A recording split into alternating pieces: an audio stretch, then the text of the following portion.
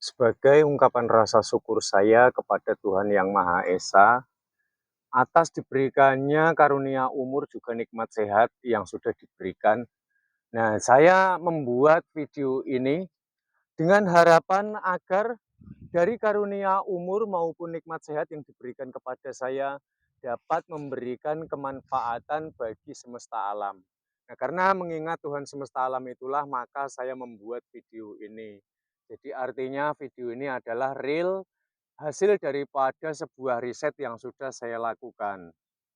Nah, temanya kali ini adalah cara menanam tomat ya. Hanya modal benih saja sudah dapat menghasilkan panen yang baik, panen yang tidak kalah dengan mereka yang menggunakan pupuk maupun bahan instan ya, obat instan. Nah, kita cukup dengan menggunakan bahan-bahan alami saja. Caranya itu seperti ini teman-teman. Ketika awal penyemaian ya, jadi kita harus mempersiapkan media tanam. Jadi kunci keberhasilan daripada semua adalah itu. Lihat, perhatikan ya.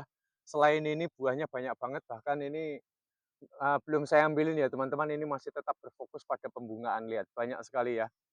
Jadi yang akan menumbuhkan adalah media tanam yang subur.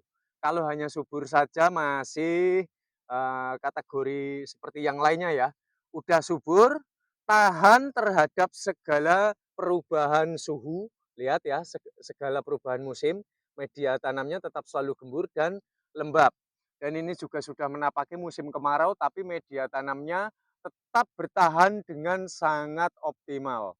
Bahkan media tanam yang bagus ini tidak hanya bisa kita budidaya untuk menanam tomat saja ya. Kita bisa menanam juga sayur-sayuran yang lain dan sampai masa panen tidak perlu melakukan pemupukan ulang. Jadi pertama kita ambil dahulu ya tanah yang menurut kita memiliki tekstur yang bagus ya, gembur ya teman-teman ya. Kalau tanah mudah kering itu udah hal yang biasa. Berarti kalau tanah mudah kering itu artinya kekurangan kadar pH.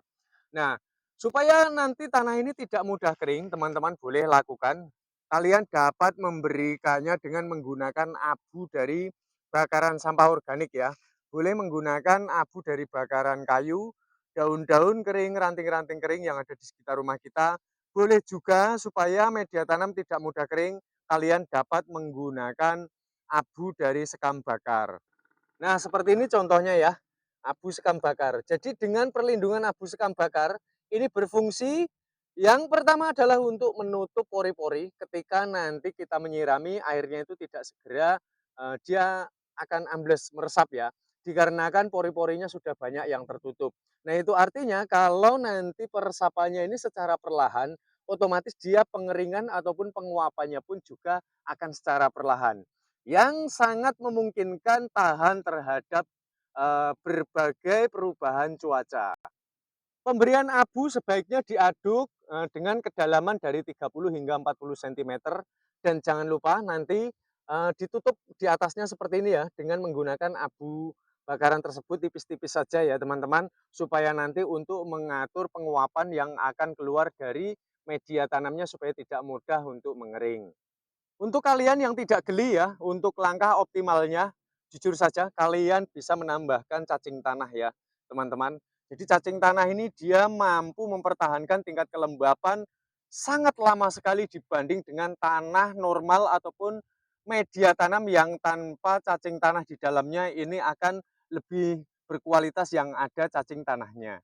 Nah, ini berkaitan dengan masalah struktur tanah supaya tidak mudah untuk mengering.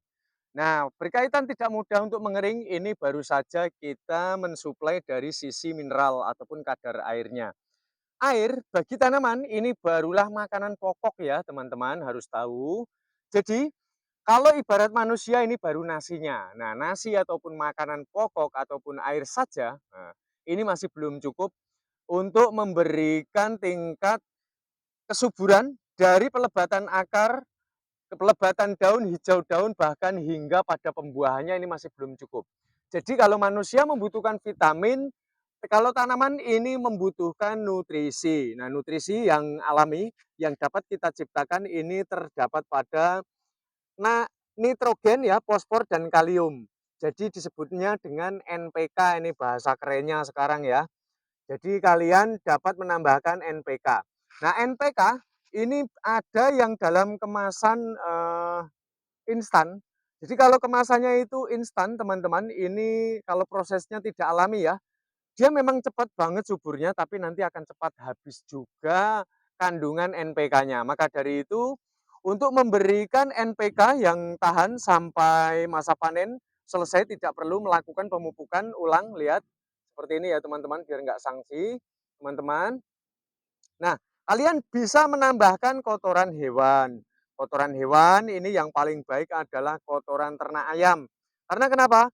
Sumber jenis makanan ayam lebih banyak jika dibanding dengan sapi dan kambing. Kalau sapi dan kambing paling rumput, dedaunan, sayur-sayuran ya. Kalau ayam bahkan sampai biji-bijian pun dia doyan.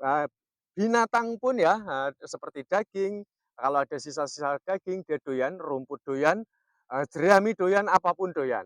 Nah itu artinya sumber nutrisi untuk memberikan kadar NPK yang sangat baik, ini adalah kotoran ternak ayam. Namun jikalau tidak ada, kalian dapat menggunakan kotoran ternak kambing. Kalian kalau tidak menggunakan kotoran ternak, ini saya pikir juga nanti kurang optimal ya.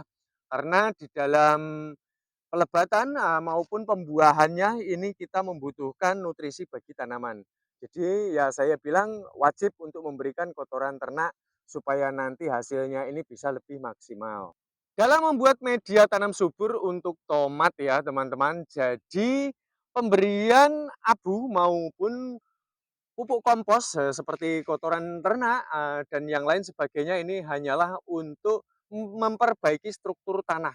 Jadi takarannya ini jangan melebihi dari takaran tanahnya.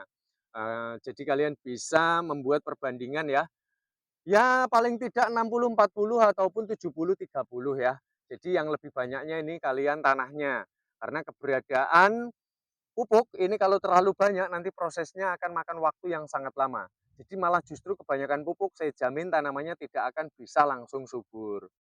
Karena kinerja dari pupuk kompos untuk membuat media tanam subur ini dia nanti akan mengalami penguapan suhu panas yang membakar ya di sekitar media tanam ketika pada saat matahari sedang terbit, bersinar ya, dia melakukan fotosintesis maka akan terjadi faktor penguapan di dalam. Nah, kalau nanti kandungan pupuk komposnya terlalu banyak, ini dapat mengakibatkan masa pemindahannya nanti justru akan mati ya teman-teman ya. Dan kalau terlalu banyak pupuk komposnya, akibatnya daunnya nanti dapat menjadi menguning. Jadi sebaiknya lakukan seperti yang sudah saya anjurkan. Nah, usia yang tepat untuk memindahkan benih tomat ini sebetulnya baru ditanam walaupun dia lagi muncul, ini juga hidup-hidup saja.